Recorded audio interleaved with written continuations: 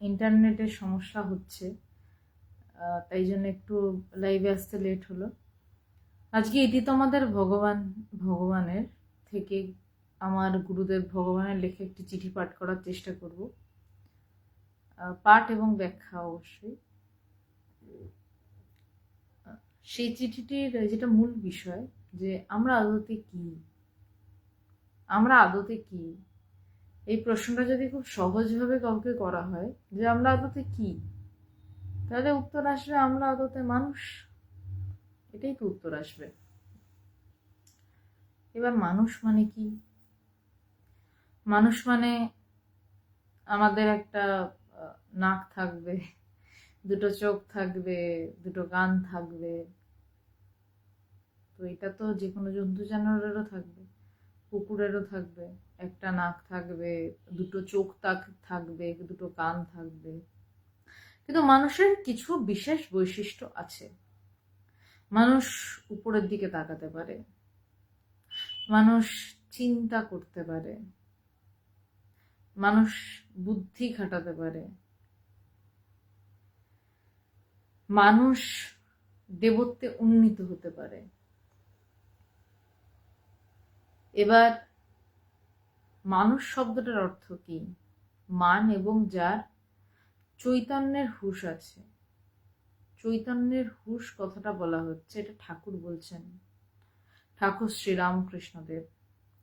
যে যার মান আছে এবং যার তার সাথে চৈতন্যের হুঁশ আছে, তাকেই বলা হচ্ছে মানুষ। চৈতন্যের হুঁশ অর্থাৎ যার জ্ঞান লাভ হয়েছে, অর্থাৎ যে নিজের স্বরূপকে জানতে পেরেছে, তাকেই বলা হচ্ছে মানুষ। আমরা আদতে কি, আজকের মূল বিষয়। আমরা আদতে যে কি, সত্যি সেই জায়গায় পৌঁছালে সেখানে দিয়ে মুখে কোনো কথা বেরোয় না যে আমরা আদতে কি। আজকে ভগবানের একটি চিঠি আলোচনার চেষ্টা করব। ভগবান চিঠিটি যাকে লিখেছিলেন, তিনি এই মুহূর্তে ইন্টারন্যাশনাল বেদান্ত সোসাইটির ভাইস প্রেসিডেন্ট এবং মুখ্য সম্পাদক, চিফ এডিটর। ভগবানের জীবনীও তিনি লিখছেন। তিনি যখন হোস্টেলে থাকতেন, সেই সময় এই চিঠিটি লেখা হয়েছিল। সেই চিঠিটি লেখা হয়েছিল 1992 সালে। ভগবান চিঠিটা শুরু করছেন, শ্রী শ্রী রামকৃষ্ণ শরণং, প্রিয় বুম্বা। তার বর্তমান নাম স্বামী প্রজ্ঞানানন্দ পুরী, তার পূর্বাশ্রমের নাম বুম্বা। তো অর্থাৎ ভগবান বুম্বা বলেই সম্বোধন করছেন, পূর্বাশ্রমের নামেই, কারণ তিনি তখনও ছাত্র। বলছে, প্রিয় বুম্বা, বিপ্লব দাস প্রণাম। প্রিয় বুম্বা, তোর চিঠি পেলাম। এই চিঠিটি শুরু হচ্ছে, আমি বলে নিই, শ্রী শ্রী রামকৃষ্ণ শরণং। ভগবানের গুরুদেবও তার প্রত্যেকটি চিঠিতে শ্রী শ্রী রামকৃষ্ণ শরণং বলেই চিঠি লিখেছেন, এবং ভগবানও তাই লিখতেন, কারণ ভগবানের ইষ্টদেব ঠাকুর। 24/2/92। প্রিয় বুম্বা, তোর চিঠি পেলাম। অর্থাৎ বোঝা যাচ্ছে যাকে চিঠি লিখেছেন তিনি ভগবানকে কোনো চিঠি লিখেছেন, তার পরিপ্রেক্ষিতে এই চিঠিটি হচ্ছে। আর শুক্রবার দিন আলোচনা হচ্ছিল যে ভগবান তার গুরুদেবকে চিঠি লিখেছেন, তার পরিপ্রেক্ষিতে ভগবানের গুরুদেব ভগবানকে চিঠি লিখছেন। এই গুরু পরম্পরাগত বিদ্যা একই রকম থাকে, শুধু কিছু অবস্থান বদলায়। তখন অবধি চিঠির অবস্থান ছিল। আমাদের সময়ে যখন ভগবান ফোনে উপদেশ দেন, তখন ফোনের মাধ্যমে হয়তো বলছেন, বা সামনাসামনি না হলে যখন আমি হোস্টেলে, তখন ভগবান ফোনে আমাকে উপদেশ দিচ্ছেন। হ্যাঁ কাকিমা, অনেকদিন বাদে, কিন্তু শুক্রবারও ছিল, আজকে অনেকদিন বাদে। সময় বদলায়, স্থান বদলায়, কাল বদলায়, পাত্র বদলায়, মাধ্যমও বদলায়, কিন্তু গুরুর উপদেশ এক থাকে। আমিও যখন হোস্টেলে, তখন চিঠির যুগ আর নেই, তখন মোবাইলের যুগ। স্মার্টফোন তখন সদ্য বাজারে এসছে, মুঠোফোন যেটাকে বলা হতো, সেই ফোনে ভগবান আমাকে উপদেশ দিচ্ছেন ব্রহ্মবিজ্ঞান সম্পর্কে। আর এই যে চিঠিটি পড়ছি 1992 সাল, আমারও জন্মের বেশ কিছু বছর আগের এই চিঠি। তখন ফোন ছিল না, তখন চিঠির মাধ্যমে উপদেশ। তারও বেশ কিছু অনেকগুলো বছর আগের চিঠি নিয়ে আলোচনা হচ্ছিল, 1979 সালের চিঠি নিয়ে, শুক্রবার দিন নাগাদ ইন্ডিয়ান মক্স পেজে। সেখানে ভগবানের গুরুদেব ভগবানকে চিঠি লিখছেন। আবার তারও অনেকদিন আগে আমরা যখন চিঠির যুগ, তখন আমরা স্বামীজির পত্রাবলী পাই। ঠাকুর অতটা লিখতে পড়তেন না, তো তাই সেই জন্য ঠাকুরের মুখের কথাটাই বেশিরভাগ পাওয়া যায়। আসলে গুরুর পায়ের নিচে বসেই মূল আধ্যাত্মিকতা হয়, এটা সত্যি কথা বলতে। যখন উপায় থাকে না তখন ফোন এবং চিঠি। তবে যে ঠিক ঠিক আধার সে ফোনেও ধরতে পারে, চিঠিতেও ধরতে পারে। ভগবান সেই আধার, তাই তার চিঠিতেই ভগবানের ব্রহ্মবিজ্ঞান লাভ হয়েছে। শুরু করছি, খুব ছোট একটা চিঠি। বলছে, প্রিয় বুম্বা, তোর চিঠি পেলাম। এর মধ্যে এখানকার বিশেষ খবর রিনির ইষ্ট দর্শন।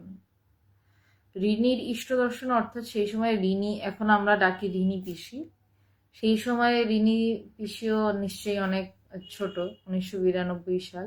এখন যদি তাকে রিনি পিসি ডেকে থাকি তাহলে সেই সময় রিনি পিসির ইষ্ট দর্শন। সেই সময় ভগবান রেলওয়ে কোয়ার্টার্সে চাকরি করছেন এবং মানুষ তার কাছে পাগলের মতন ছুটছে, সেখানে তাদের নানান রকমের দর্শন হচ্ছে। তাদের মধ্যে একটা খবর হচ্ছে রিনির ইষ্ট দর্শন। তাই ভগবান বলছেন যে এখানের বিশেষ খবর, রিনি তার ইষ্টদেবকে দর্শন করতে পেরেছে। এক গৃহীকে কেন্দ্র করে ভগবানের অপূর্ব লীলা শুরু হয়েছে, ভগবান লিখছেন। কারণ ভগবান গৃহী, তার মেয়ে রয়েছে, তার স্ত্রী রয়েছে, যাকে আমরা গুরুমা বলে সম্বোধন করি। বলছেন যে একজন গৃহীকে কেন্দ্র করে ভগবানের অপূর্ব লীলা শুরু হয়েছে, কারণ তার কাছে এসে মানুষ ইষ্টকে দেখতে পাচ্ছে। সত্যের ক্রমবিকাশ হয় না, সত্যকে খুঁজতে গিয়ে আমরাই বিকশিত হই। সত্যের ক্রমবিকাশ হয় না, স্বামী পবিত্রানন্দজি ভগবানকে বলেছিলেন। তাই ভগবান উইদাউট ইনভার্টেড কমা রেখেছেন, ইনভার্টেড কমার মধ্যে। বলছেন যে সত্যের ক্রমবিকাশ হয় না, মানে আমি আমি দেখছি, যেটা দেখছি সেটা স্ট্যাটিক, সেটার কোনো পরিবর্তন নেই। আমার দেখার মনোভাবের পরিবর্তন হচ্ছে। আমি হয়তো আগে কালী মন্দিরের সামনে দিয়ে এরকম করে চলে যেতাম, এখন হয়তো একটু তাকিয়ে এরকম করে যাই। আবার হয়তো সেই আমি কোনো সমস্যায় পড়লে, সাধারণ সবার কথা বলছি, কোনো সমস্যায় পড়লে খুব দাঁড়িয়ে ভক্তি করে ডাকছে। আমি একদিনকে মনে আছে, যখন যাদবপুর বিদ্যাপীঠে আমি প্রথম ভর্তি হই, আমার দাদারাও যাদবপুর বিদ্যাপীঠের, দাদা অর্থাৎ জেঠতুতো দাদা, আমার থেকে বয়সে অনেকটাই বড়। তো ওনারাও দাদাও যাদবপুর বিদ্যাপীঠের স্টুডেন্ট, আমিও যাদবপুর বিদ্যাপীঠের। তো যখন আমি চান্স পেলাম, আমাদের সময় চান্স পাওয়াটাই খুব দুরূহ ছিল। যাদবপুর বিদ্যাপীঠ কলকাতার বাংলা মিডিয়ামের সব থেকে নামি স্কুল, এবং সাউথ পয়েন্ট ওদিকে আর একটি ইংলিশ স্কুল, এই দুটি স্কুলের মধ্যে প্রচন্ড টক্কর চলতো। তো আমাকে জেঠি খুব হাসতে হাসতে বলেছিল যে পরীক্ষার আগে যাদবপুর স্টেশন রোডে পরে একটা কালীবাড়ি, কালী মন্দির পরে, বলে পরীক্ষার আগে ওখানে তোর দাদাও মাথা ঠুকে যেত, তুইও মাথা ঠুকে যাস। এবং সত্যি কথা বলতে আমি দেখতে পেতাম, যেই আমরা সবাই এমনি সময় হই হুল্লোড় করতে করতে ওই রাস্তাটা দিয়ে যেতাম, সবাই হয়তো একবার এরম করে তাকিয়ে এরম ঠিকিয়ে এরম চলে যেত। পরীক্ষার দিন সে কি সবার ভক্তি, রবি রায় প্রণাম। পরীক্ষার দিন সে কি ভয়ঙ্কর ভক্তি সবার, সবাই মানে পারলে কালী মন্দিরের সামনে শুয়ে পড়ে। এই অবস্থা, মায়ের কিন্তু অবস্থান বদল হচ্ছে না, মা কিন্তু এক জায়গায় দাঁড়িয়ে। আমাদের মানসিক স্থিতি অনুসারে আমাদের বদল হচ্ছে, যে এইবারটা কোনো মতে উতরে দাও মা। তো এইভাবেই সত্যের ক্রমবিকাশ হয় না। আমরা প্রথমে কি জানি যে আমাদের পুজো আর্চা করতে হবে, এই ব্রত হ্যান ত্যান পালন করতে হবে, করি আমরা। আমরা প্রণাম করলাম, একবার করে আমি একটু মাথা ঠুকে নিলাম ঠাকুর ঘরে গিয়ে। মাথা ঠুকতে ঠুকতে আবার আমার নিজেরই মা উপর থেকে চিৎকার করছে, এই তুই পড়ছিস, তোর গলার আওয়াজ পাচ্ছি না কেন। ওদিকে কিন্তু পুজো চলছে, আর আমি নিচ থেকে চিৎকার করছি যে হ্যাঁ আমি পড়ছি পড়ছি, তুমি পুজো করো ঠিক না ঠিক করে। সুতীর্থ প্রণাম। আবার আমিও যখন ঠাকুর ঘরে গিয়ে একটু যা একবার প্রণাম করে চলে এলাম, কিন্তু আসলে ধীরে ধীরে যখন ভগবানের কাছে গিয়ে জানতে পারলাম যে আচার বিচার প্রয়োজন, আমি কখনো উড়িয়ে দেব না, কোনো কিছুকে উড়িয়ে দেওয়াটা ঠিক নয়, আমি শিখিনি এটা ভগবানের থেকে কখনো। আচার বিচারের থেকেও মূল বিষয়, মূল বিচার হচ্ছে যে আমি কে আচার বিচার পালনটা করছে, কে ব্রত পালন করছে, বা ব্রত পালন করতে করতেও কে খেয়াল রাখছে সংসারটা ঠিক চলছে তো, আমার মেয়ে পড়াশোনাটা করছে তো। এই আমিটাকে ধরতে কে শেখাচ্ছে? তার জন্য কি বা কিছু বদলে যাচ্ছে? কিছু বদলাচ্ছে না, সব এক থাকছে। তাই এখানে বলছেন যে সত্যের ক্রমবিকাশ হয় না, সত্য ধীরে ধীরে ক্রমবিকাশ অর্থাৎ ধীরে ধীরে বিকাশ হয় না। সত্যকে খুঁজতে গিয়ে আমরাই বিকশিত হই। বলছে সত্যকে যখন আমরা খুঁজতে যাই যে সত্যটা কোথায়, আদতে সত্যটা কোথায়, বলছে সেটা খুঁজতে গিয়ে আমরা নিজেরাই বিকশিত হই, আমাদেরই অ্যাকশন রিয়াকশন বদলায়। খুব সহজভাবে যেটা বললাম, যে স্কুলের এক দঙ্গল ছেলে মেয়ে আমরা, যখন আমরা স্টেশন রোড দিয়ে যেতাম, হয়তো কোনোভাবে একটা সংস্কার বশত একটা প্রণাম ঠুকে বেরিয়ে যাচ্ছে, কিন্তু পরীক্ষার সময় তখন কিন্তু ভক্তি বেড়ে যাচ্ছে, তখন কিন্তু সবাই দাঁড়িয়ে প্রচন্ডভাবে প্রণাম করছে। আবার যখন সেই ছেলেমেয়েগুলোই, তাদের মধ্যে কয়েকজন হয়তো বা বড় হয়ে গুরুর কাছে গিয়ে পড়লেন, বা আমার কথাই আমি নিজেকে বলতে পারি, আমি যখন ভগবানের হাতে পড়লামই বলছি, আমি গেছি এরম এরম বলার ধৃষ্টতা আমার নেই, আমার পক্ষে যাওয়া সম্ভব হতো না যদি না তিনি কৃপা করতেন। সেই আমি গিয়ে যখন জানতে পারলাম যে আরে আসলে তো বিষয়টা নিজেকে জানা, আমার মন বদল হলো, আমি আচার বিচার ছেড়ে আমার মন বদল হলো, আমি নিজেকে তারপরে একসময় ভগবান শেখাচ্ছেন যে নিজেকে খোঁজ। আমার ধীরে ধীরে আমার ক্রমবিকাশ হচ্ছে, আমার মানসিক বিকাশ হচ্ছে, কিন্তু সত্য কিন্তু তার মতনই রয়েছে, সত্যের কিন্তু কোনো বদল ঘটছে না। ভগবান এবার লিখছেন যে আমরা বলতে কি বুঝি, আমাদের চিন্তা।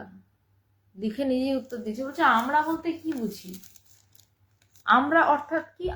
আমি বলি যে আমি কি, যে না আমার সম্পর্কে যদি কেউ চিন্তা করতে চায় না, এই মেয়েটি ভগবানের শিষ্যা, আধ্যাত্মিক আলোচনা করে, তার সাথে অল্প স্বল্প পড়াশোনা রয়েছে, অল্প বিস্তর একটু পড়াশোনা করেছে, এই অবধি, এবং একটি মেয়ে।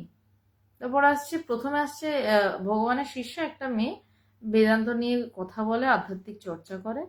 এই হচ্ছে আমাদের পরিচয়, এবং প্রত্যেকেরই এরকম একটা সেপারেট পরিচয় রয়েছে। কেউ শিক্ষিকা, কেউ গৃহবধূ, বা কেউ অফিসে চাকরি করে, এরকম এক একটা পরিচয়, যে উনি এরকম। তারপরে কি আসে না, একে এরকম দেখতে। কিন্তু আসলে কি আমরা বলতে কি, মানে এগুলো তো আমাদেরই চিন্তা। হ্যাঁ কাকিমা, বিকাশ আসলে মানুষের সত্তার হয়, মানুষের চিন্তার হয়, মানুষের চিন্তার বিকাশ হয়। সেটাকে যদি তুমি সত্তা বলো, বলতেই পারো। আমরা বলতে কি বুঝি, আমাদের চিন্তা। বলছে চিন্তারই ক্রমবিকাশ ঘটতে ঘটতে চিন্তা শূন্য অবস্থায় যে তত্ত্বের স্ফুরণ হয়, তাই পরম সত্য। একটা ঘটে যদি জল ভরতেই থাকেন, একটা সময় কি হবে, উপচে পড়বে। তারপরেও যদি প্রেসার দিয়ে যান, তাহলে ঘটটাই ভেঙে যাবে, ভেঙে যেখানকার জল সেই জলেই পড়ে যাবে, ঘট মাটিতে মিশে যাবে। কার্তিক চন্দ্র রায়, নমস্কার। বলছেন যে ভগবান বলছে আমরা বলতে কি বুঝি, আমাদের চিন্তা। আমরা অর্থাৎ কি, মানে আমাদের একটা চিন্তার সমষ্টি। আমি মেয়ে, আমি তৃষিতা সেন, আমার এই সাবজেক্ট নিয়ে পড়াশোনা, বা আমার আধ্যাত্মিকতা নিয়ে চর্চা, আমি মানে আমি নিজেকে এটা বুঝি, এবং প্রত্যেকেই নিজেকে কিন্তু তার একটা জগৎ নিয়ে, তার চিন্তা নিয়ে সে। হঠাৎ করে যদি উঠে আমি কালকে দেখি সকালবেলা যে আমার নাকটা পুরো খেঁদা হয়ে গেছে, মানে মানে আমি একটু মজার ছলেই বলছি যে আমার নাকটা পুরো একদম নেপালিদের নাকের মতন হয়ে গেছে, তাহলে আমি বলবো এ বাবা, এটা তো আমি নই, তার কারণ আমার চিন্তায় রয়েছে আমার নাকটা তো এমন নয়।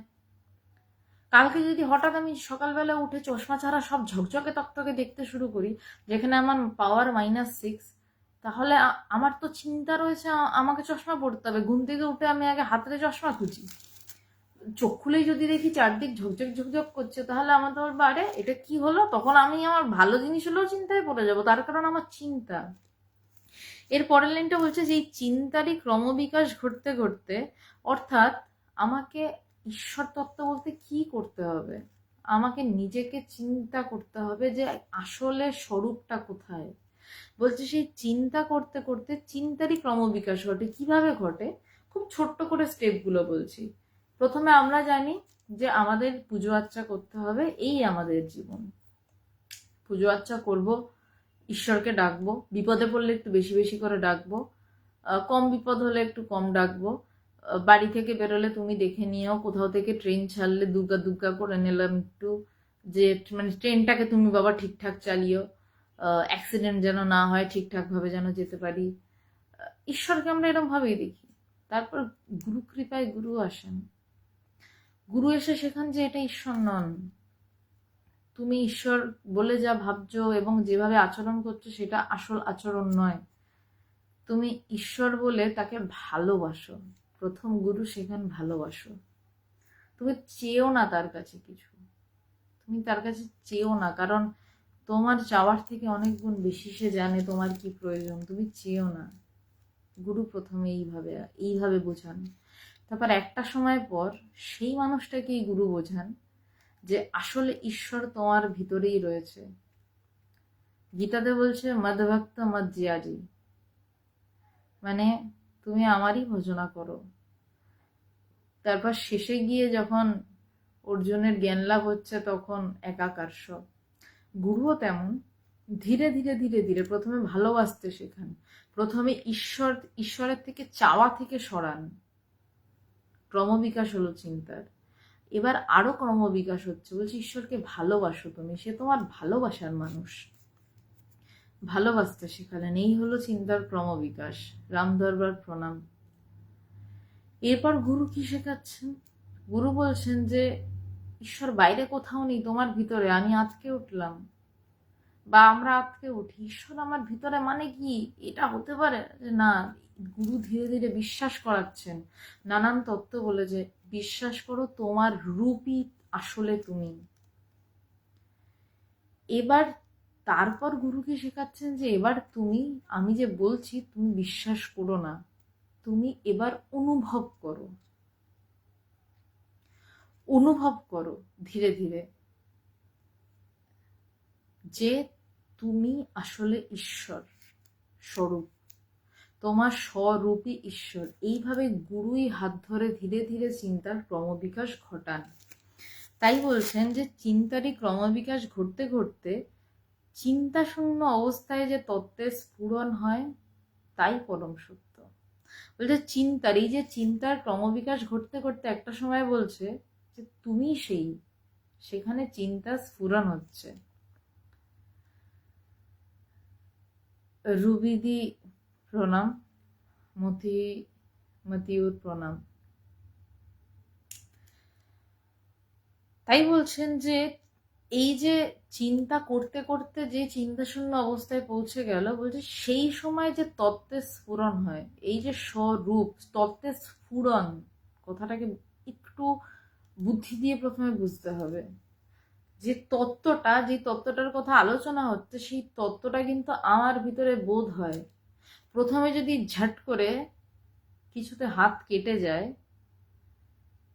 পরের যন্ত্রণাটা তো পরে, যেই মুহূর্তটায় কাটলো সেই মুহূর্তটা প্রায় কিছু বোধ হয় না, বোধহয় কি একটা হয়ে গেল, তারপর দেখা যায় তো গল গল করে রক্ত বেরোচ্ছে। এই ব্যাপারটা ওরকম, কি যে একটা হয়ে গেল, সেই এটা এটা কি বলছে? স্ফুরণ। সাধারণভাবে দেশলাই কাঠিটা যখন আগুনটা জ্বলে ওঠে, সেই মুহূর্তটাকে কোনোদিন ধরতে পেরেছেন? দেশলাই কাঠি ওই দেশলাই বাক্সের গায়ে মারতে হয়, ঠাক ঠাক ঠাক ঠাক করে মারতে মারতে ধাক করে ধরে যায়।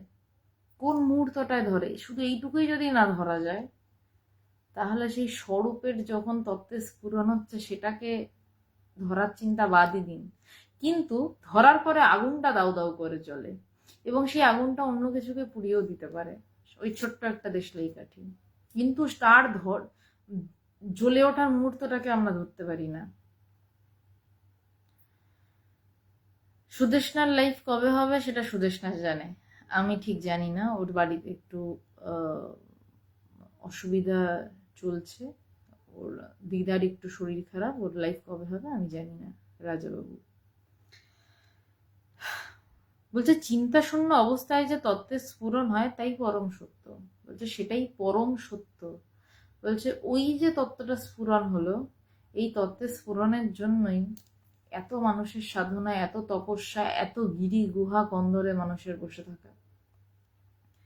আমরা সবাই সেই দিকেই চলেছি, আমরা সবাই আসলে সেই দিকে চলেছি। আমরা ভুল করি বা ঠিক করি। আমি পাপ বা পুণ্য শব্দটা বললাম না, একদিনকে ভগবান আমাকে বলেছিলেন, মনে আছে, যে বেদান্তে পাপ পুণ্য বলে কিছু হয় না, ভুল হয় আর ঠিক হয়। যে আমরা ভুল করছি, আমরা ঠিক দিকে এগোবো, ব্যাস এইটুকুই।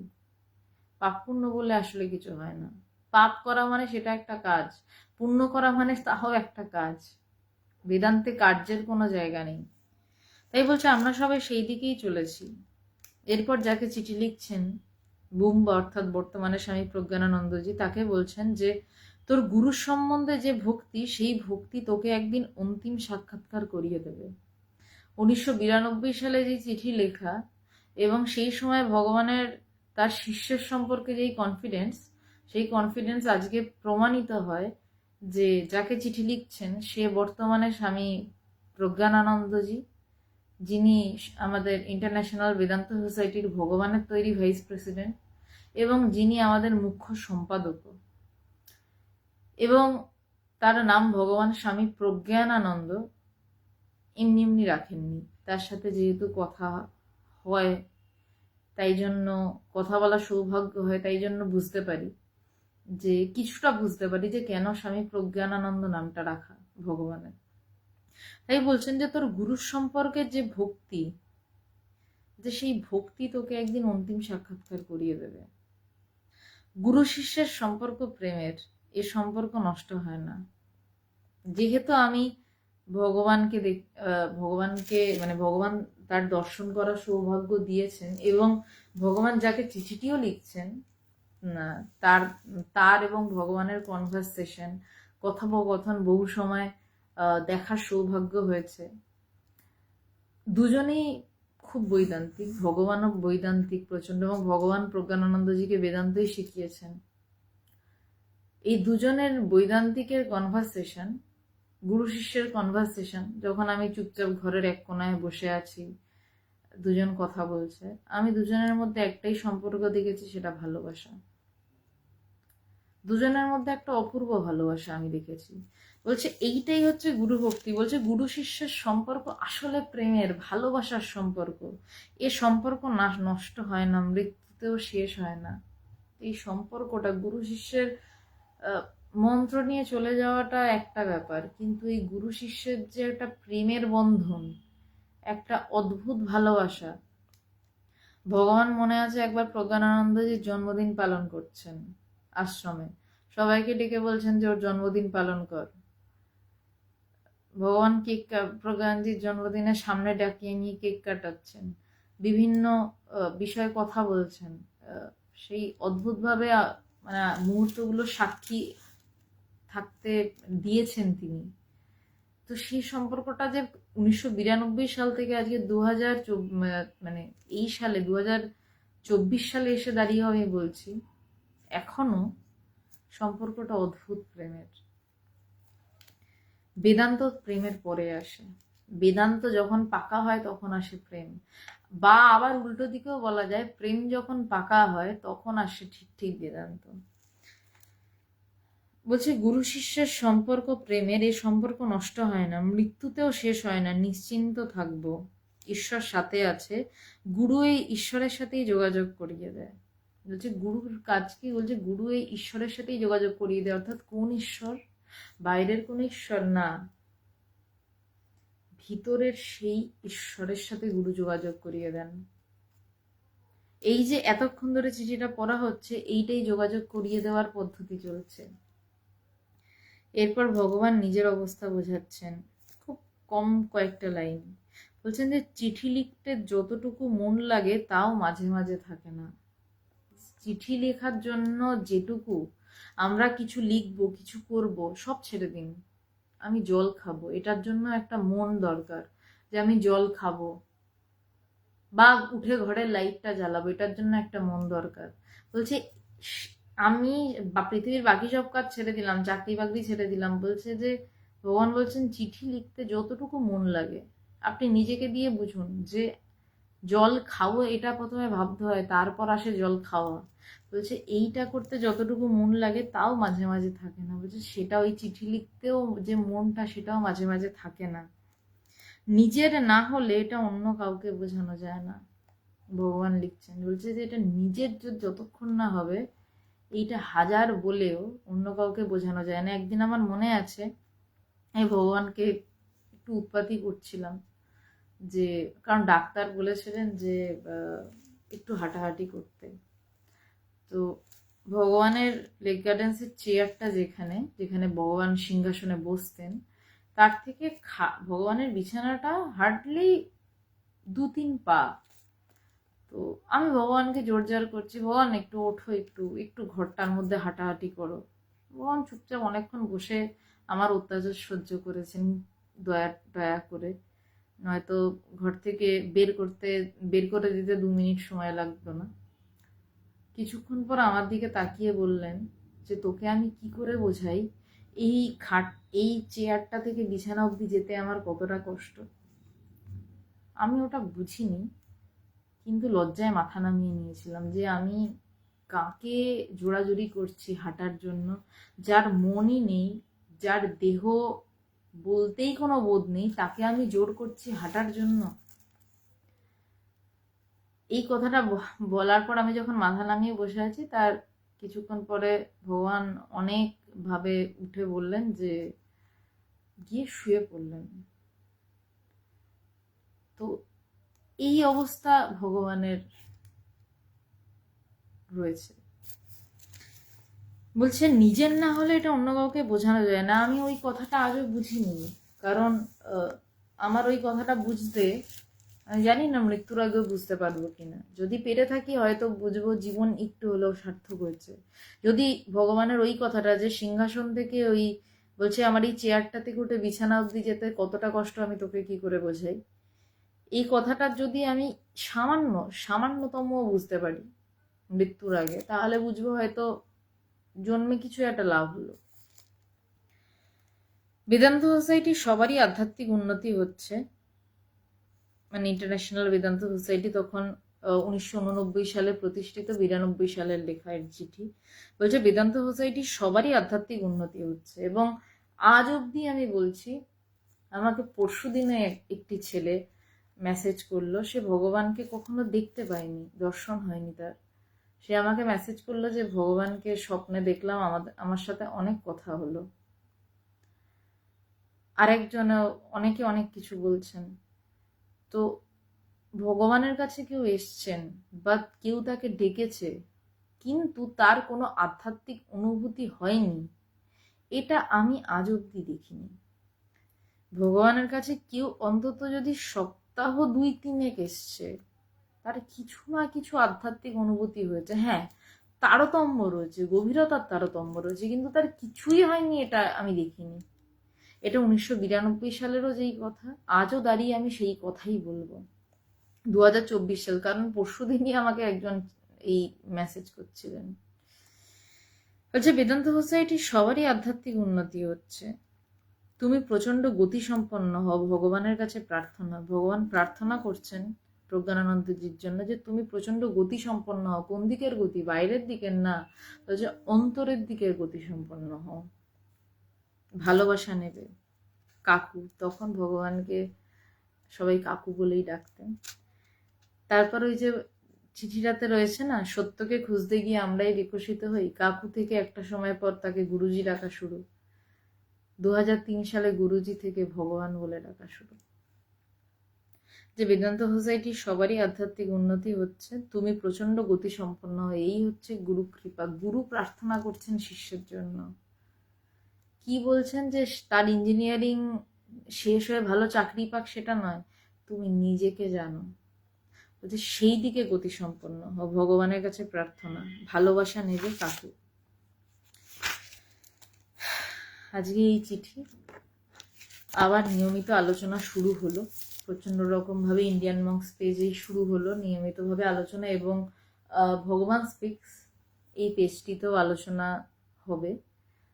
আলোচনা সূচি আমার প্রোফাইলে দিয়ে দেওয়া হবে এবং ইন্ডিয়ান মঙ্কস পেজেও দেওয়া হবে। এবং ভগবান স্পিক্স পেজটি ভীষণ ইম্পর্টেন্ট, যারা শুনছেন বা পরে শুনবেন তারা পেজটাকে ফলো করে রাখবেন। আমি কখনো কোনো পেজকে ফলো করতে বলি না, তার কারণ ওই পেজটি ভগবানের সাথে ভগবানের অনুমতি নিয়ে ওই পেজটি তৈরি হয়েছিল, এবং ওই পেজে প্রত্যেক দিন ভগবানের কিছু না কিছু কথা লেখা থাকছে।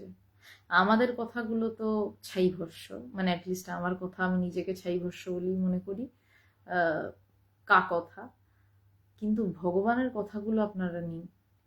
এবং ইন্ডিয়ান মঙ্কস পেজেও সেই কথাগুলো পোস্ট হয়। ভগবানের কথাগুলো ইম্পর্টেন্ট। এই যে চিঠিটা পড়লাম, আমার কথাগুলো নয় বাদই দিন, ভগবানের কথাগুলো নিন, কারণ তাতেই যথার্থ আপনাদের লাভ। ভগবান স্পিক্স পেজটাতে ভগবান সম্পর্কিত বই আলোচনা হবে, সেখানে ধীরে ধীরে সুদেশনাও ক্লাস নেওয়া শুরু করবে, আলোচনা শুরু করবে। আমিও চেষ্টা করছি যত তাড়াতাড়ি সম্ভব শুরু করার। ভগবানের আরেক শিষ্যা যে আমাদের গুরু বোন নেহা, সেও নেওয়া শুরু করেছে ওখানে ভগবান উবাচ, অর্থাৎ ভগবানের বই থেকে। এবং ওখানে রোজ সকালবেলা ওখানে ভগবানের কিছু না কিছু বাণী প্রকাশিত হচ্ছে। ইন্ডিয়ান মঙ্কস তো যারা ফলো করছেন অবশ্যই করুন, কারণ এখানে ভগবানের বিষয়েই কথা হচ্ছে। এবং যারা শুনছেন বা শুনবেন তারা ভগবান স্পিক্স এই পেজটাকেও ফলো করে রাখুন। ফেসবুকে সার্চ বারে গিয়ে লিখবেন ভগবান স্পিক্স পেজ, তো সেই পেজটি চলে আসবে, কারণ এই নামে আর অন্য কোনো পেজ নেই, ভগবানেরই ছবি দেওয়া। আজকের চিঠিটায় আমার কথাগুলো বাদই দিন, এই কথাটা মাথায় রাখুন যে সত্যের ক্রমবিকাশ হয় না, সত্যকে খুঁজতে গিয়ে আমরাই বিকশিত হই। এবং গুরু শিষ্যের সম্পর্ক প্রেমের, এই কথাতেই শেষ হোক আজকের আলোচনা। আর ভগবানের কথাই আপনাদের মাথায় থাকুক, ভগবান যা বলছেন। নমস্কার।